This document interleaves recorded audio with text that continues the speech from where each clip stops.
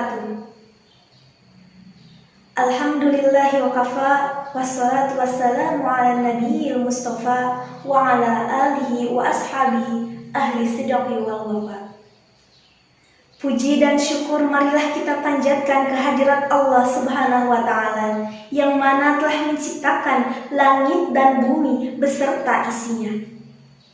Sholawat dan salam semoga tercurah limpahkan kepada baginda Nabi besar Muhammad Sallallahu Alaihi Wasallam. Bapak, Ibu dosen dan teman-teman yang saya cintai dan saya banggakan.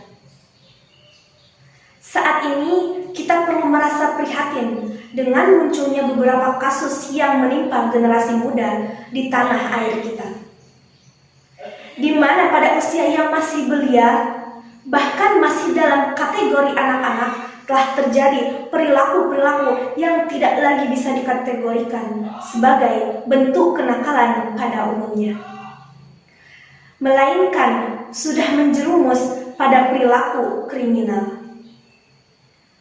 Bahkan kita tahu bahwa mereka adalah generasi yang akan meneruskan perjuangan bangsa, generasi yang akan menjadi bagian dari potret tanah air Indonesia di masa yang akan datang. Realitas ini perlu kita sikapi secara serius, karena jika tidak, maka kiranya bukanlah suatu hal yang mustahil. Kasus-kasus seperti itu akan menjalar dan menjangkit mengenai lingkungan kita.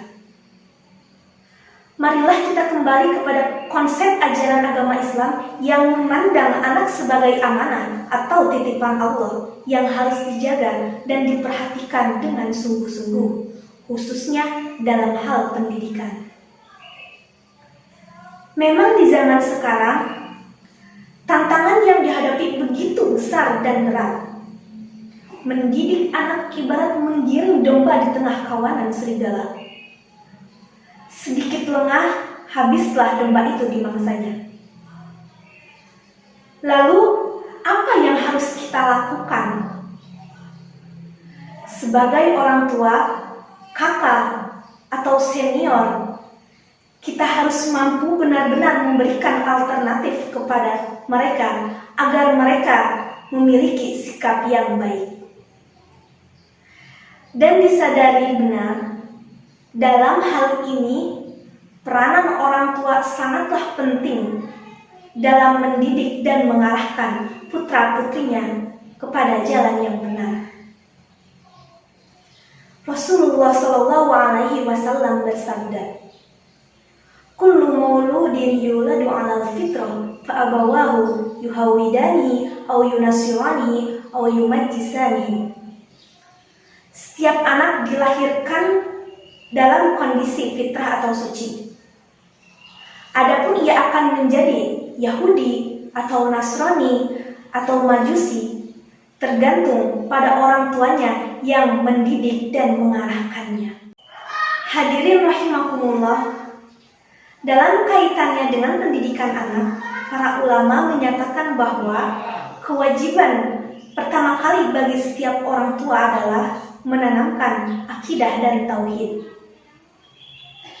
Maka langkah pertama bagi orang tua yang merupakan kewajibannya adalah mengenalkan mereka kepada Allah Subhanahu wa Ta'ala sebagai Tuhannya dan mengajarkan kepada mereka nilai-nilai ketuhanan. Hadirin yang dirahmati Allah,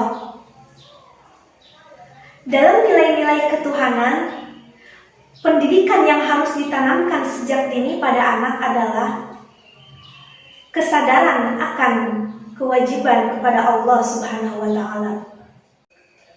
Rasulullah Shallallahu Alaihi Wasallam bersabda, "Muru auladakum bis-sholati wa hum abna'u sab'i sinin wadribuhum 'alaiha wa hum abna'u 'ashri wa farriqu bainahum fil madaji." Suruhlah anak-anakmu untuk mengerjakan sholat apabila mereka sudah berusia 7 tahun. Maka pukullah mereka dengan pukulan yang tidak membahayakan jika mereka tidak melakukannya.